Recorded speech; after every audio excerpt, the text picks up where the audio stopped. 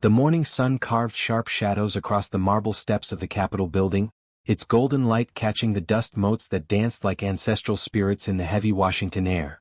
Ibrahim Traoré adjusted his Kent cloth stole, the same pattern his grandmother had worn when she testified before the Truth and Reconciliation Commission in Ghana decades ago. The threads told stories: gold for the wealth stolen, red for the blood spilled, green for the land that endured. He could feel the weight of 10,000 voices in his chest, pressing against his ribs like drums before a ceremony. The voices of his people, not just those who had sent him here to the seat of power, but those who had walked before, whose footsteps had worn smooth the red earth of the savannah, whose songs had survived the Middle Passage, whose resilience had outlasted empires. "You ready for this, brother?" asked Malik, his chief of staff, a man whose own journey from the refugee camps of Sudan to the halls of American power carried its own gravitational pull of history. Ibrahim's fingers found the small leather pouch at his throat, red earth from his village, blessed by the elders. "My grandfather used to say, the lion doesn't turn around when the small dog barks. But today..." He paused, watching a hawk circle high above the dome. "Today we show them what happens when the lion speaks." The committee hearing room buzzed with the electric tension that precedes storms. Cameras lined the walls like mechanical vultures, their lenses hungry for the spectacle to come. In the gallery, faces of every shade watched with expectation, some with hope blazing in their eyes, others with the cold calculation of those who had grown comfortable with the status quo. Representative Marjorie Taylor Greene entered with the swagger of someone who had never questioned her right to occupy space, her heels clicking against the floor like gunshots. She wore power like poorly fitted armor, all sharp edges and uncomfortable angles. Behind her followed a coterie of aides, each one a pale shadow of their leader's manufactured outrage. Kwame watched her take her seat, remembering his grandmother's words, "Child, some people mistake noise for strength, but the deepest rivers run silent." The committee chairman, a weathered man whose own battles with conscience were written in the lines around his eyes, called the session to order. "Today we address the proposed amendments to the International Aid Accountability Act, specifically regarding reparative justice initiatives in formerly colonized nations." Greene's voice cut through the formal proceedings like a machete through silk. "Mr. Chairman, before we waste taxpayer dollars on this guilt-driven fantasy, I'd like to address the elephant in the room." Her gaze fixed on Kwame with the predatory focus of a hawk spotting prey. "Representative Traoré, your very presence here today represents everything wrong with our current immigration policies. You want to redistribute American wealth to African nations while your own people..." "Point of order, Mr. Chairman." Kwame's voice rose from somewhere deeper than his throat, carrying the resonance of ancestral authority. The room fell silent, as if the very air had grown thick with anticipation. Greene's mouth hung open, her prepared assault hanging in the air like smoke. Kwame stood slowly, his full height commanding the space. 6 feet 3 inches of purposeful dignity, shoulders that had carried the hopes of villages, hands that had pulled children from rubble and planted seeds in drought-cracked earth. "The gentlewoman from Georgia speaks of elephants in rooms," he began, his accent carrying the musical cadences of 3 languages, English sharpened by Oxford education, French softened by West African inflection, and Bambara flowing like the Niger River through his consonants. "But she seems to have forgotten that elephants have long memories." A ripple of something, laughter? Recognition? Moved through the gallery. "She questions my presence here, as if my oath to this Constitution carries less weight than hers." His voice began to rise, not in volume but in depth, like distant thunder. "As if the soil of Georgia she represents was not built with the bones of my ancestors. As if the cotton that made her state rich was not picked by hands that looked like mine." Greene's face flushed red as the Georgia clay. "You don't get to lecture me about..." "I am not lecturing," Kwame continued, his voice now carrying the rhythm of griots telling stories around midnight fires. "I am testifying. As my grandmother testified when your government's allies tortured her for organizing workers. As my great-grandfather testified when French colonial forces burned his village for refusing to pay taxes on land that had belonged to his people for 1,000 years. The committee room had become a cathedral, every word echoing with the weight of history. "You speak of taxpayer dollars as if mercy were a luxury this nation could not afford. But let me tell you about luxury, Representative Greene." His eyes found hers across the room, holding her gaze like a teacher correcting a particularly stubborn child. "Luxury is never having to explain why your children deserve clean water. Luxury is never watching multinational corporations strip your land bare while your people starve. Luxury is never having to choose between your dignity and your children's survival. Greene tried to interrupt, but her voice seemed small now, diminished. You want to speak about elephants? Let us speak about the elephant of France's colonial tax. The 14 African nations still forced to pay billions to their former colonizer. Let us speak about the elephant of mineral extraction. How cobalt from Congo powers your smartphone while Congolese children die in mines. Let us speak about the elephant of land grabs. How Western agribusiness claims millions of acres while African farmers are displaced. The rhythm of his words had found the heartbeat of the room. Some representatives leaned forward. Others sat back as if buffeted by wind. But more than that, Kwame continued, his voice dropping to something almost intimate, let us speak about the elephant of inherited trauma. Of children in my village who have never known war but wake screaming from dreams of genocides their grandparents survived. Of mothers who hoard grain because somewhere in their cellular memory lives the knowledge of famines engineered by colonial policy. He paused, letting the silence stretch like a held breath. You ask why American taxpayers should care about reparative justice? Because justice delayed is justice denied, and injustice anywhere is injustice everywhere. Because your prosperity and our poverty are not accidents. They are the deliberate outcomes of systems designed to extract wealth from the global south to feed the global north. Greene's prepared talking points seemed to crumble in her hands like ancient paper. She opened her mouth, closed it, opened it again. But let me tell you what I did not come here to do, Kwame said, his voice now carrying the gentle authority of an elder addressing a wayward child. I did not come here to beg. I did not come here to make you comfortable with injustice by speaking in whispers. I came here because the ancestors who survived the Middle Passage, who endured plantation brutality, who built this country's wealth with unpaid labor, they earned me this seat. He gestured to the gallery, where faces of every hue watched with rapt attention. I came here because Harriet Tubman never asked permission to lead people to freedom. Because Sojourner Truth never apologized for demanding equality. Because Martin Luther King never worried about making white people uncomfortable with his dream of justice. The committee chairman was leaning forward now, his gavel forgotten in his hand. And I came here, Kwame continued, his voice building like distant drums, because somewhere in Ghana, in Senegal, in Mali, in Burkina Faso, there are children studying by candlelight who will one day sit in seats like this. Who will speak truth to power not as supplicants but as equals. Who will transform the world not through violence or vengeance, but through the simple, revolutionary act of refusing to accept that their humanity is negotiable. Greene found her voice at last, but it came out as a strangled whisper. This is not what America. This is what America is, Kwame interrupted, his voice now filling every corner of the room.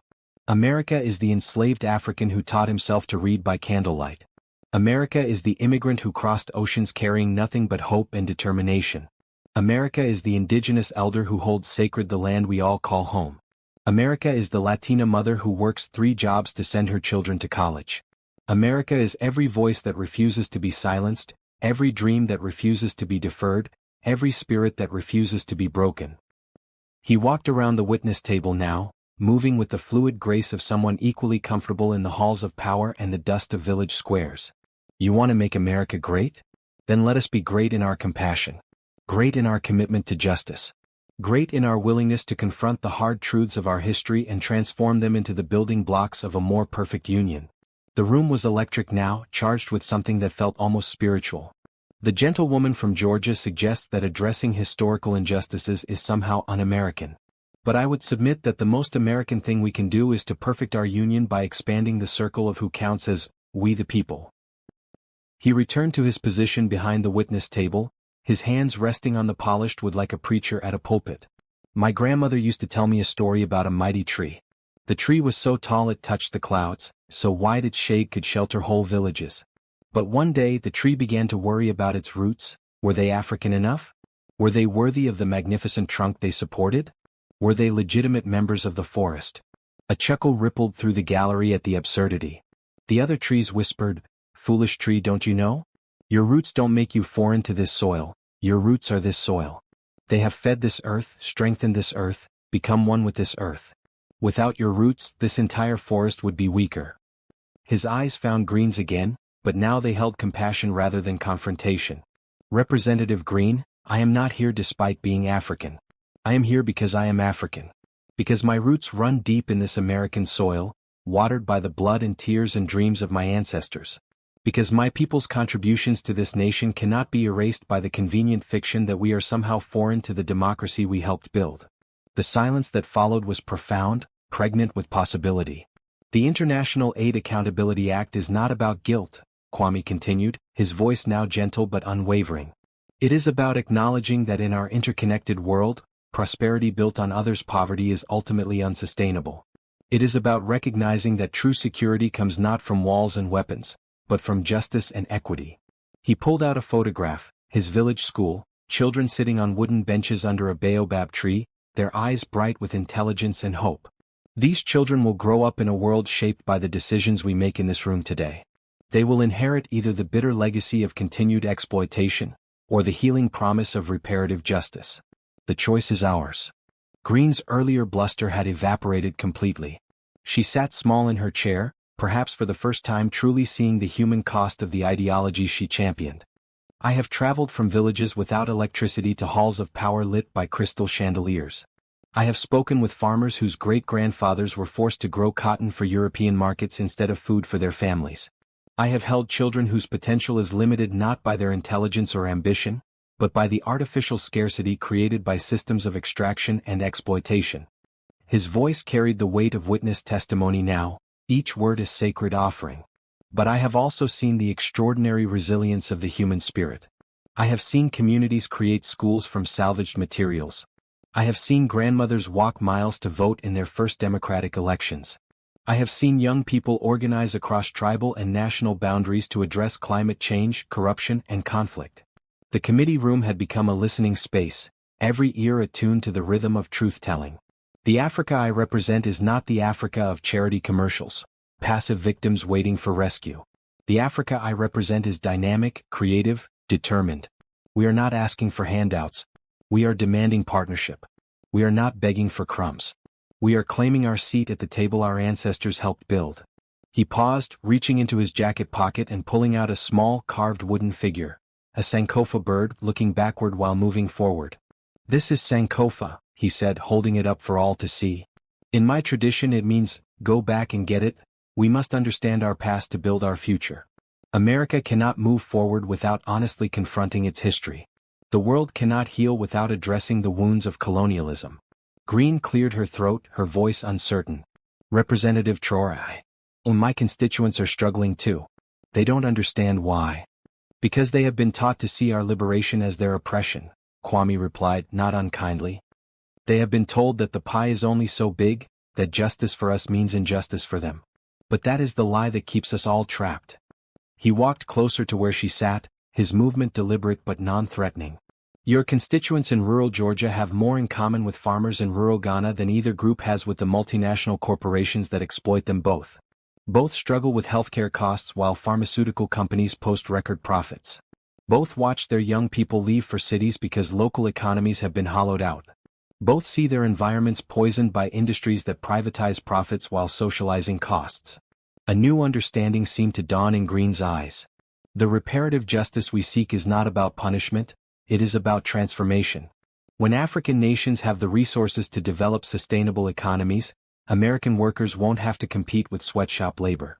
When the global South can address poverty and instability at their source, your constituents won't face the refugee crises that fearmongers use to divide us.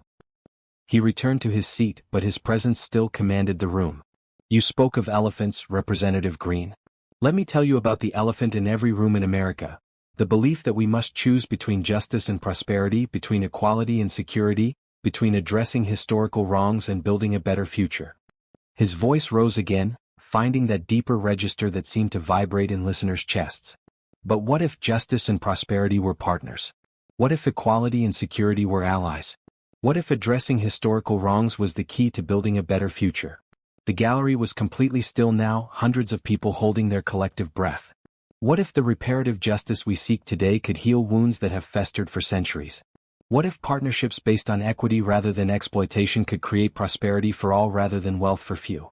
What if the moral courage to confront our past could unlock the collective creativity needed to address climate change, inequality, and conflict? He stood again, this time walking to the center of the room, equally distant from committee members and gallery, a bridge between all present. In my village, when there is a dispute, we don't just seek punishment, we seek restoration. We ask not just, what law was broken? But, what relationships need healing? We understand that true justice makes communities stronger, not just individuals satisfied. His eyes swept the room, meeting gazes across racial and political lines. The International Aid Accountability Act offers us a chance to practice restorative justice on a global scale. To say, yes, harm was done. Yes, systems of exploitation created lasting damage. And yes, we have the wisdom and resources to transform these wounds into sources of strength. The committee chairman found his voice at last. Representative Traoré, your time has exceeded expectations? Kwame smiled, the first time his expression had lightened since he began speaking. Mr. Chairman, I am nearly finished, but I would like to close with words that belong not to me but to all of us. He placed his hand over his heart, where the red earth from his village rested in its leather pouch. We hold these truths to be self-evident, that all human beings are created equal, that they are endowed by their Creator with certain unalienable rights, that among these are life, liberty, and the pursuit of happiness. The familiar words carried new weight in his accent, transformed by the journey they had taken through his experience and perspective. Those words were written by men who owned human beings, but they were inspired by truths larger than their own limitations. Those words have been claimed by every liberation movement in American history, by abolitionists and suffragettes, by labor organizers and civil rights activists, by immigrants and indigenous peoples, by LGBTQ Americans and disability rights advocates. His voice began to build toward something that felt like musical resolution. Today I claim those words again. Not just for African Americans but for all Africans. Not just for the descendants of the enslaved, but for the children of those who survived colonialism. Not just for the historically oppressed, but for all who believe that justice delayed is justice denied. The rhythm of his words had found synchrony with something deeper. Heartbeats, breathing, the turning of the earth itself. When Thomas Jefferson wrote those words, he could not have imagined an African sitting in these halls, speaking these truths. But the words were bigger than his imagination. The principles were more expensive than his prejudices. The promise was more powerful than his personal limitations. Greene sat transfixed, her earlier hostility transformed into something approaching wonder. Representative Greene, you and I may disagree on many things, but I believe we can agree on this. America is at her best when she lives up to her highest ideals rather than her lowest fears. When she builds bridges rather than walls. When she expands opportunities rather than hoarding them. He walked back toward his seat but remained standing. The children in my village school study American history. They know about the Underground Railroad and the March on Washington. They sing Lift Every Voice and Sing, in 3 languages. They believe in American democracy not because it is perfect, but because it is perfectible. His voice dropped to something almost whisper quiet, forcing everyone to lean in. They believe that the same spirit that transformed enslaved Africans into Frederick Douglass and Sojourner Truth, that transformed sharecroppers' children into Thurgood Marshall and Constance Baker Motley, that transformed a preacher's son from Atlanta into Martin Luther King Jr. They believe that same spirit can transform aid into partnership, exploitation into equity, historical wounds into healing wisdom. The silence that followed was cathedral deep, pregnant with possibility. Mr. Chairman, members of the committee, I did not come here today to be silenced. But neither did I come here to silence others. I came here to add my voice to the great chorus of American democracy, a chorus that is strongest when it includes every voice, most beautiful when it harmonizes across differences, most powerful when it sings truth to power. He finally took his seat, but somehow seemed to still be standing, his presence filling the room like incense. The International Aid Accountability Act is not perfect legislation. But it is perfectible legislation. It begins the conversation that America has been avoiding for too long.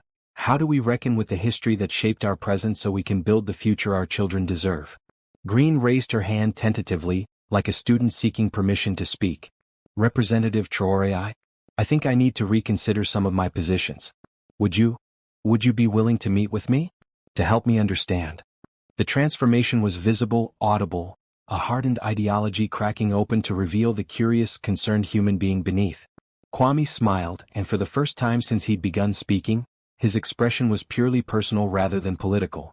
Representative Greene, in my tradition we have a saying, when you pray, move your feet. You have moved your feet toward understanding today. I would be honored to walk that path with you.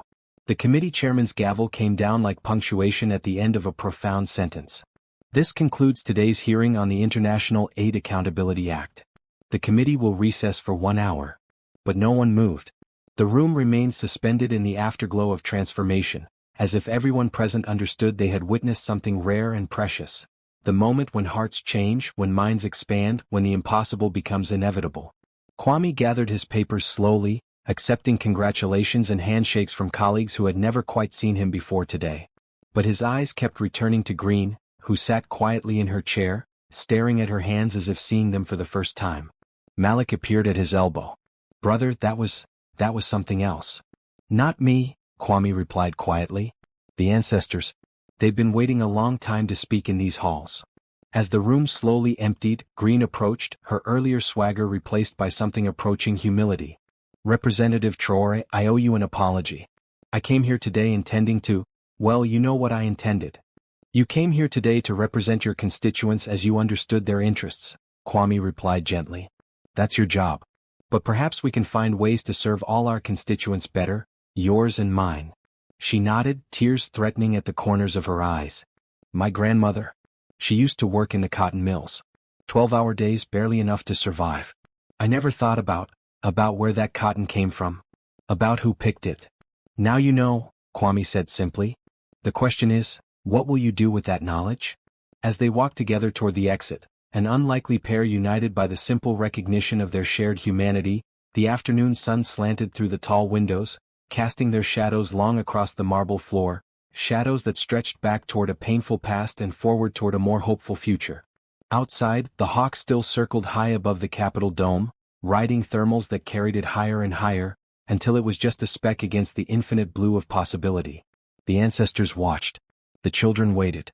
And somewhere between memory and hope, between wound and healing, between what was and what could be, the long arc of justice bent a little more toward righteousness. In committee rooms and village squares, in halls of power and circles of prayer, in the hearts of all who believe that love is stronger than fear, voices rose in harmony, not silenced, but amplified by the recognition that their liberation was bound together. The elephant had been named. The conversation had begun. And in the naming and the beginning, seeds of transformation had been planted in soil made fertile by centuries of struggle and watered by the tears of ancestors who had dreamed this day into being.